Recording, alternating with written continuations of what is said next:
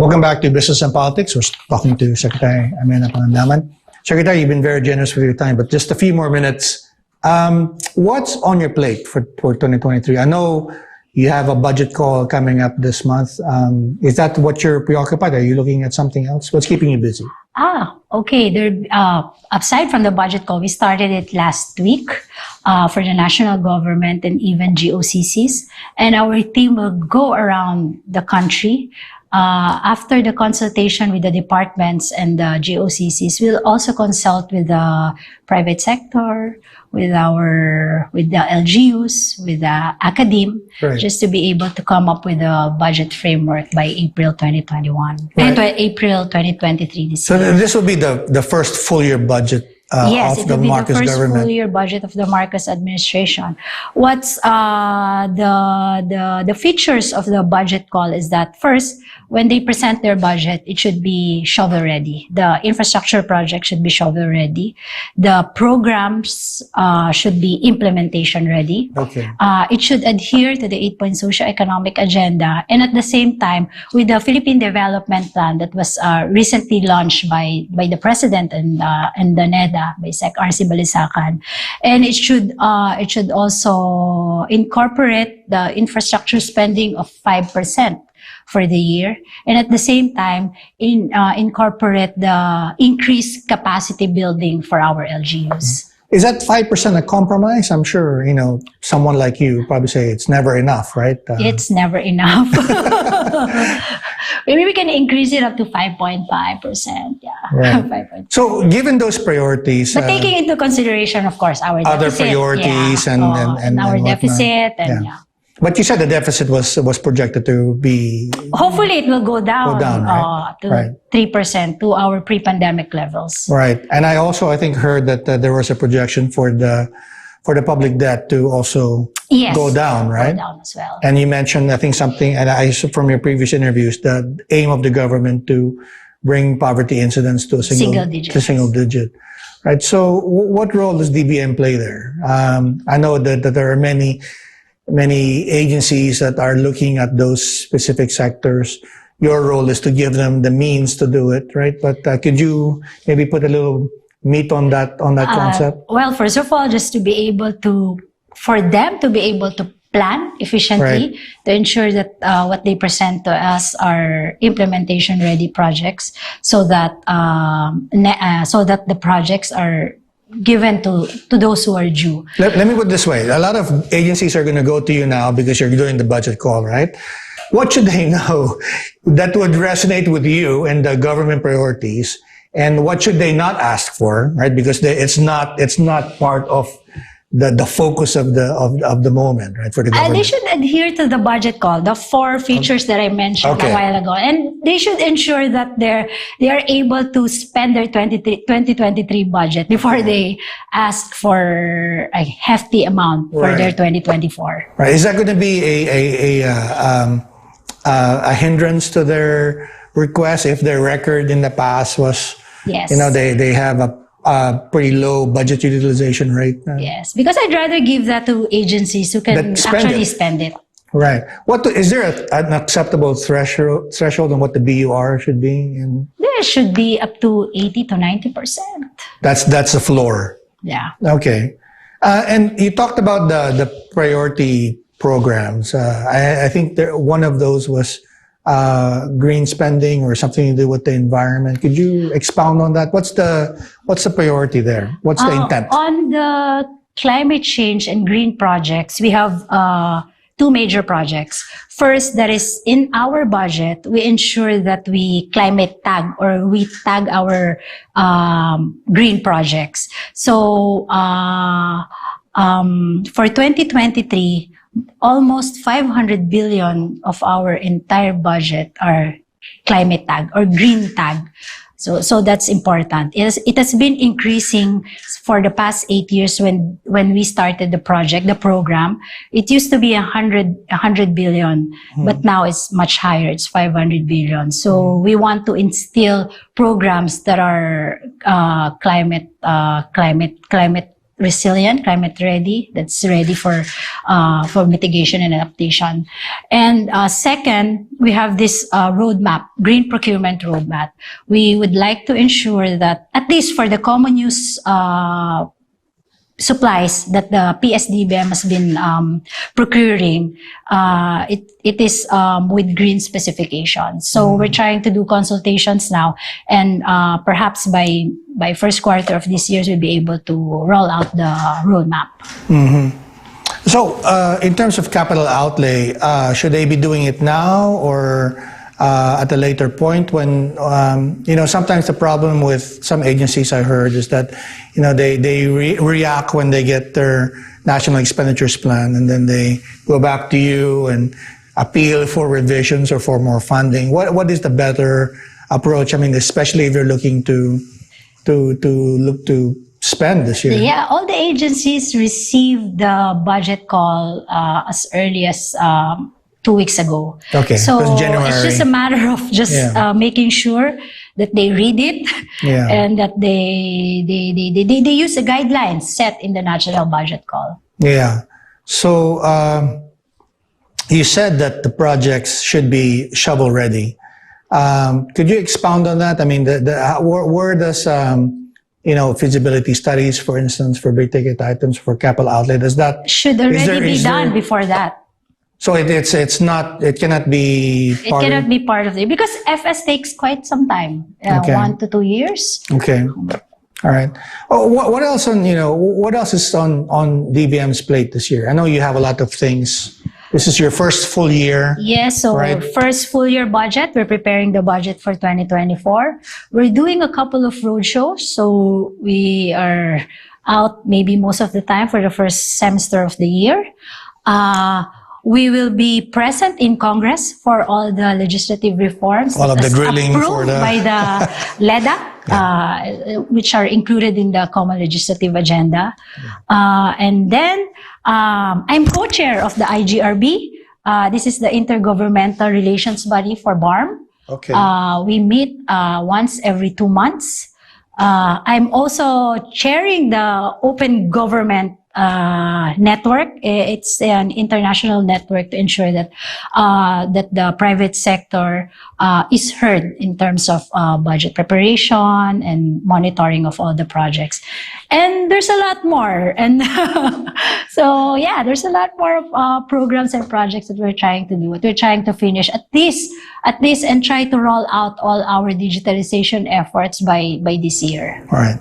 So the road shows that you mentioned, is that something that will bring you to abroad, or is it more domestic, or is it both? I think by second sem of this year, it will be here in the Philippines. But for the first semester until June, it will be more. So what's lined up in the first half of the year? What countries, and then what's the message that you want to bring? Next week, we're going to Japan. Okay. And then there's one for Korea. This is different from the state visit, or the same? If there's a state visit, we try to coincide it. So it's just one trip. At least you have the president there. Yes. Yeah.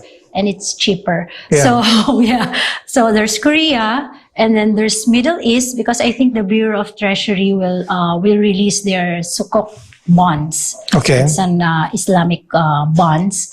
And I think there's a couple more in EU.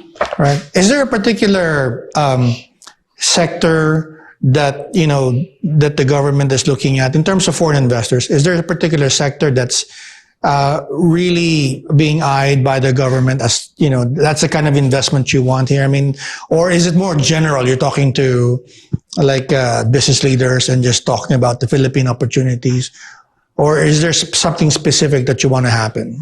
There's a lot more than the general investment opportunity. Of course, we want tourism to come in. Okay, that's a main one, right? Yeah, that's low-hanging fruit. That's so easy.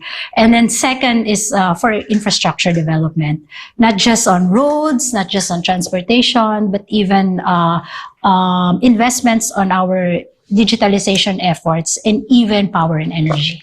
Can we talk a little bit about Mindanao? Because I mean, you mentioned that you're chair of that government body, and you're from that region, and historically Mindanao has lagged in terms of attention from the national government, particularly in investments, right? But you now are in a position to influence changes in policy. So, what does Mindanao need from, what kind of investments does it need now? I mean, that's peculiar to that island that it hasn't been getting in the past. And maybe similar to what we need in Luzon and Visayas, more infrastructure and agriculture, because there's a lot of land in Mindanao. Right. So I think we should invest more on that. Right. What's your work with BARM? Because how are they coming along? Because that's of course something that we're all careful about, and hopefully that they will succeed. This is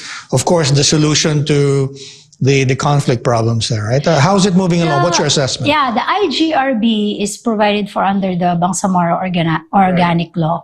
So it's a bilateral cooperation between the national government and the Bangsamoro government.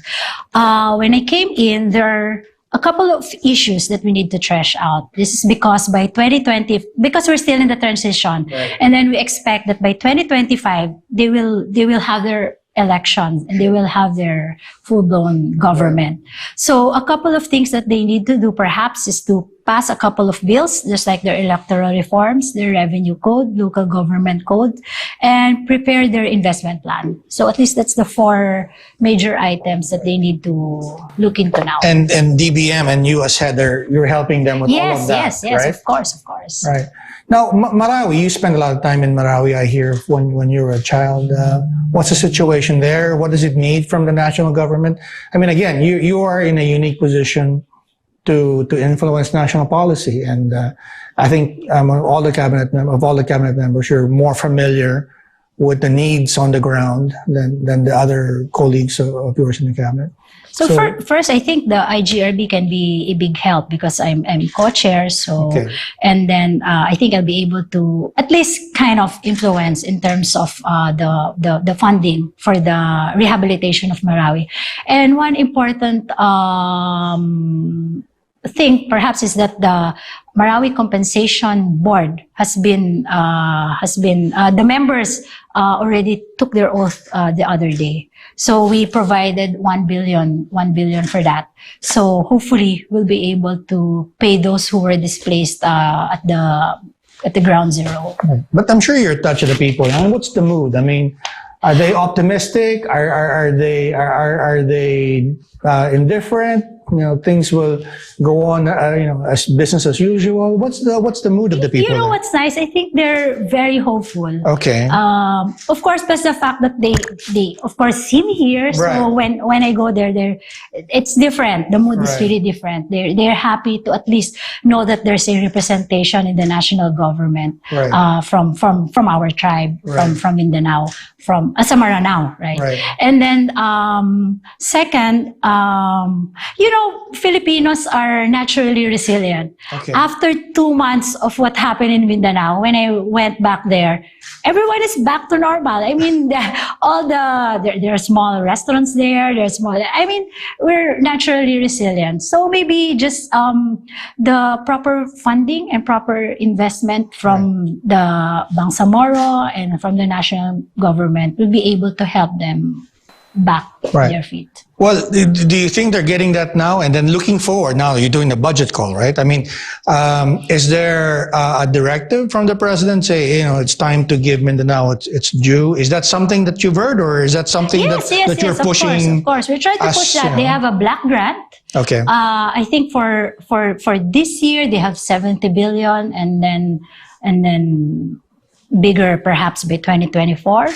And then it doesn't prevent them from asking funds from the national government, even if they're autonomous. Right. So maybe what we can do in the DBM is to also help them how to plan and identify projects that will that will help them really make them more productive.